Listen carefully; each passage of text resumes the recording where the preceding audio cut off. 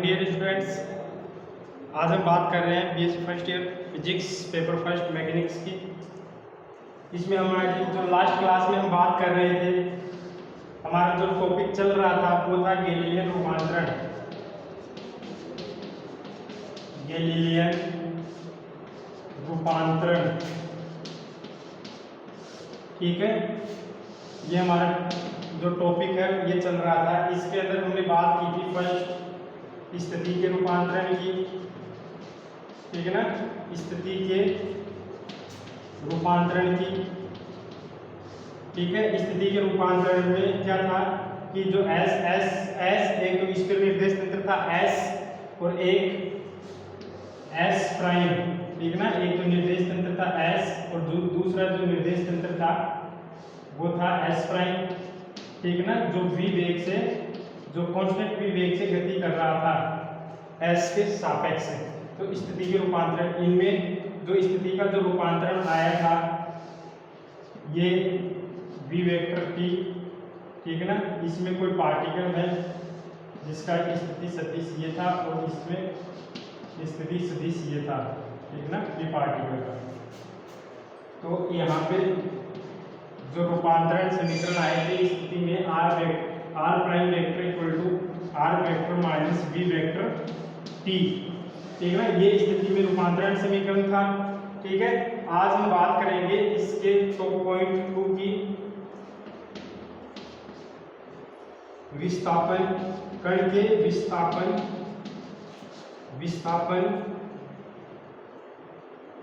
विस्थापन में रूपांतरण,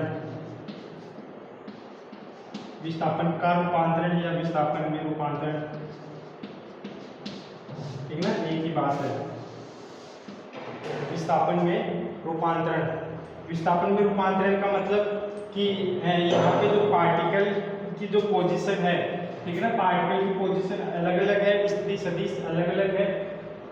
या ये मान लो कि दो बिंदु हैं,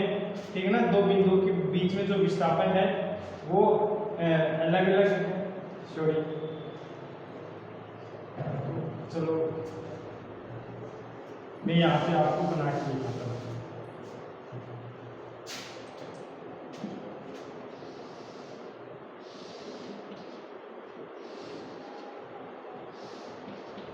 ये आपका एस प्राइम निर्देश तंत्र है, ठीक ना। अब हम इसमें बात कर रहे हैं विस्थापन की। तो मान लो यहाँ पे दो बिंदु है इस एस प्राइम निर्देश तंत्र में, ये एक्स वाई और जेड, ये ओ मूल बिंदु है। इसमें दो बिंदु है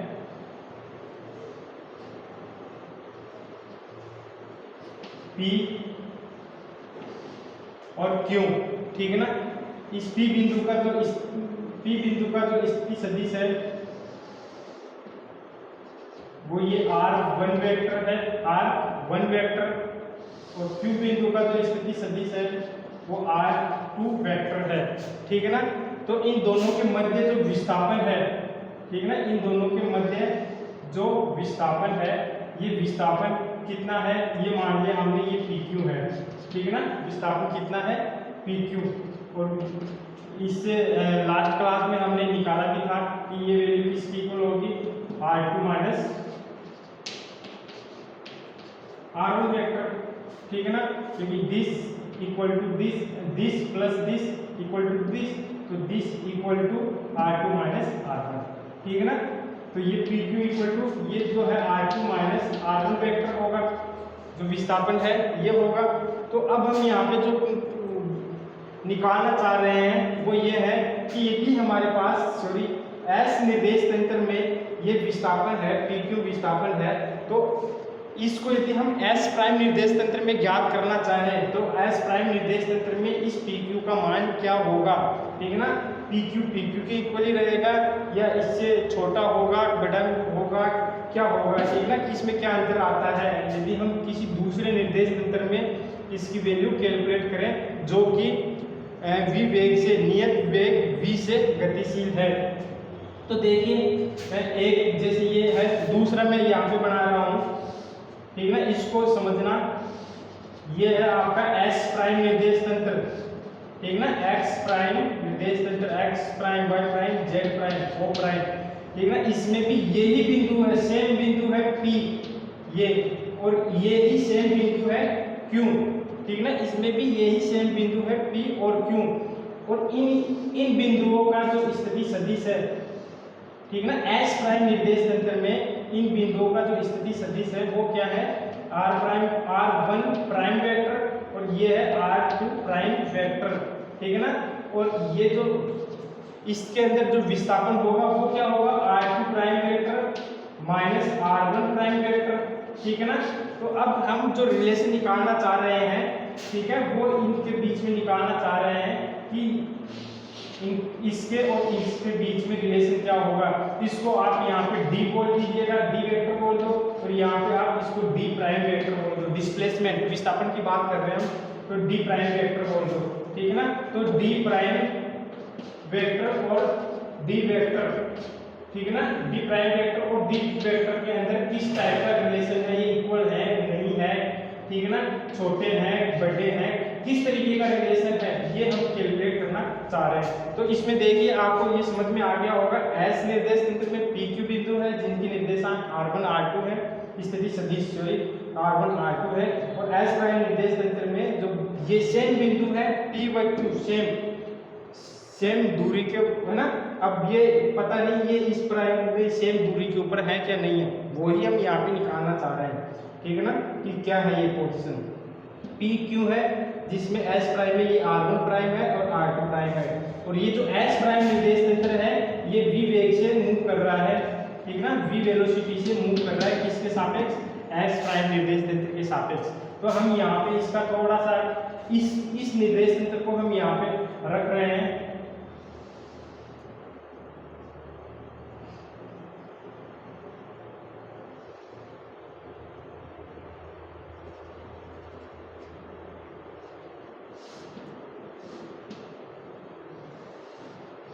ये है VT,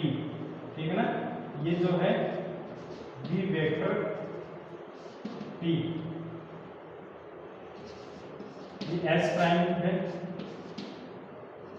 ये Z प्राइम है, Y प्राइम है, X प्राइम, ठीक है। और इसके सापेक्ष X प्राइम में ये है, इसका जो स्थिति सदिश है R प्राइम 1 वेक्टर, और जो ये सदिश है इसके सापेक्ष O का सदिश है ये R2 प्राइम वेक्टर है, ठीक है ना, समझ में आ गया होगा, R1 प्राइम वेक्टर और ये है R2 प्राइम वेक्टर, ठीक है। तो अब हम यहाँ पे कैलकुलेट करेंगे PQ की क्या पोजीशन है।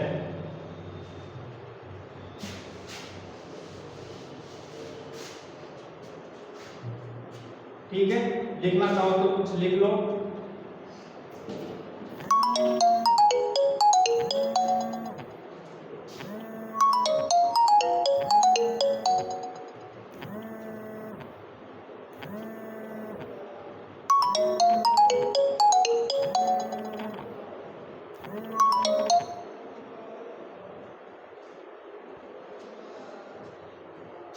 सॉरी, ठीक है, अब हम बात कर रहे थे, सॉरी थोड़ी प्रॉब्लम हो गई थी, ठीक है। तो अब इनके बीच में S और S प्राइम में जो विस्थापन का रूपांतरण है वो क्या है, तो इसमें लिख लो, माना स्थिर निर्देश तंत्र S में बिंदुओं, ठीक है ना, S में बिंदुओं P व Q के स्थिति सदिश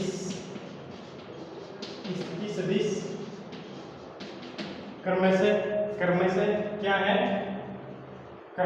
क्या है, R1 वेक्टर व R2 वेक्टर, ठीक है, क्रमशः R1 वेक्टर व R2 वेक्टर है, यदि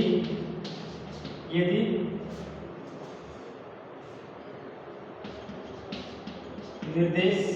तंत्र, या ये लिख लो, यदि गतिशील निर्देश तंत्र S प्राइम में बिंदुओं P व Q के स्थिति सदिश R1 प्राइम वेक्टर स्थिति सदिश क्रम से लिख लेना,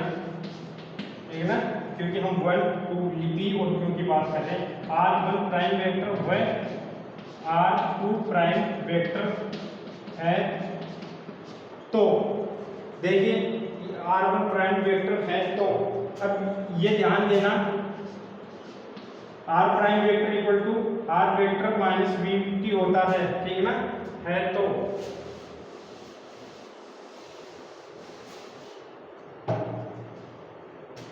तो निर्देश तंत्र S में P व Q के मध्य विस्थापन, ठीक है ना, P व Q के मध्य विस्थापन कितना होगा, PQ वेक्टर, इसको हम D वेक्टर बोल रहे हैं, ठीक है ना, PQ वेक्टर इसको हम D वेक्टर से रिप्रेजेंट कर रहे हैं, ठीक है, और ये कितना होगा R2 vector minus R1 vector, ठीक है, तो D वेक्टर इक्वल टू कितना हो गया R2 माइनस R1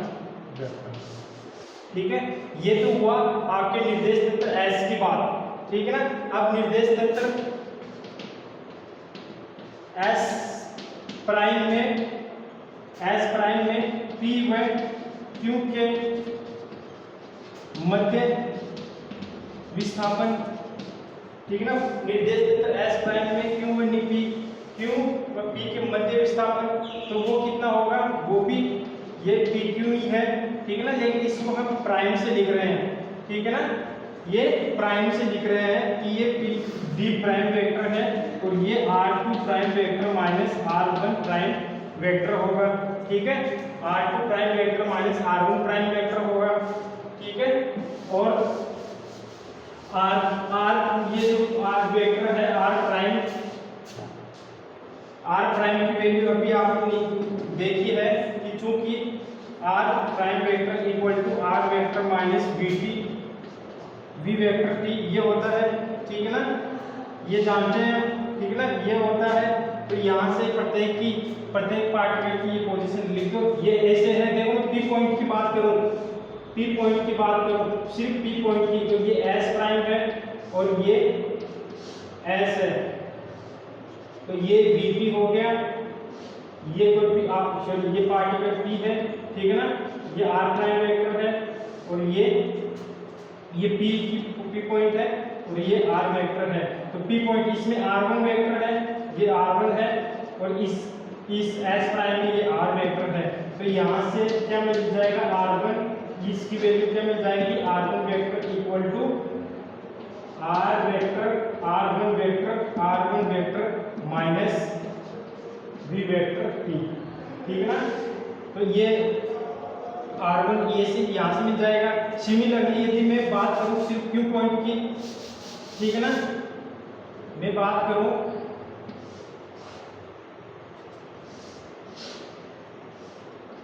ये तो VT है, ठीक है ना, और मैं बात करूँ ये Q पॉइंट की, ये R2 वेक्टर है, ठीक है ना, ये S के सापेक्ष R2 वेक्टर है और S प्राइम के सापेक्ष ये R2 प्राइम वेक्टर है, तो यहाँ से R2 prime vector equal to R2 vector minus VT, ठीक है ना, ये वैल्यू मिलेगी, तो यहाँ से हम लिख सकते हैं R1 prime vector equal to R vector minus VT, ठीक है ना, और R2 prime vector equal to R vector ये 1 1 और ये 2 2 माइनस V वेक्टर T, ठीक है ना, ये दोनों वैल्यू R1 और R2 की वैल्यू इस समीकरण में पुट करने पर, ठीक है ना, क्या मिलेगी, अतः, ठीक है ना, अतः D प्राइम वेक्टर जो है ये किसके इक्वल हो जाएगा R1 vector minus V vector T, sorry ये 2 है ना, 2 माइनस VT और ये माइनस ये R1 की value R1 vector minus V vector T, ठीक है, तो ये क्या मिल गया, R2 vector minus R1 vector. इससे ये माइनस माइनस ये प्लस हो गया, इससे ये कैंसिल हो गया। ये किसके इक्वल है, D के इक्वल। तो यहाँ से हमको क्या मिल रहा है कि D prime vector equal to D vector. अर्थात ये जो इक्वेशन है, ये क्या कहना चाह रही है, ये इक्वेशन ये कहना चाह रही है कि दो जड़त्वीय निर्देश तंत्रों में जो भी विस्थापन है या जो लंबाई है, ठीक ना, वो लंबाई इक्वल होती है, विस्थापन का जो रूपांतरण है वो इक्वल होता है। अर्थात यदि एक निर्देश तंत्र में दो बिंदुओं के मध्य की दूरी d है, ठीक है ना, तो किसी अन्य निर्देश तंत्र जो कि v वेग से नियत v वेग से गति कर रहा है, उसमें भी वो दूरी क्या होगी, d ही होगी, ठीक है ना, उसमें कोई परिवर्तन नहीं होगा, ठीक है। इसलिए इसको विस्थापन का गैलीलियन निश्चरता का नियम भी कहते हैं, ठीक है, लिख लेना इसे। विस्थापन दिख रहा है ना, इसे विस्थापन का गैलीलियन रूपांतरण, इसे विस्थापन का गैलीलियन रूपांतरण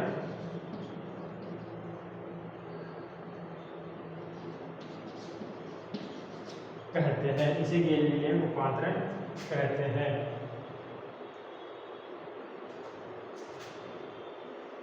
ठीक है, दूसरी चीज ये इसके बारे में बता रहा हूं, ठीक है, इसे विस्थापन में गैलीलियन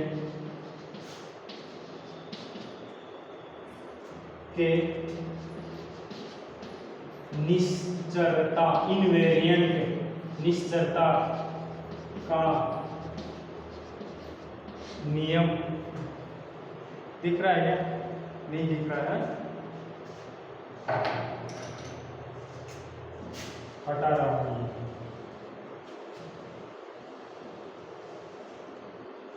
कहते हैं, ये कहते हैं रूपांतरण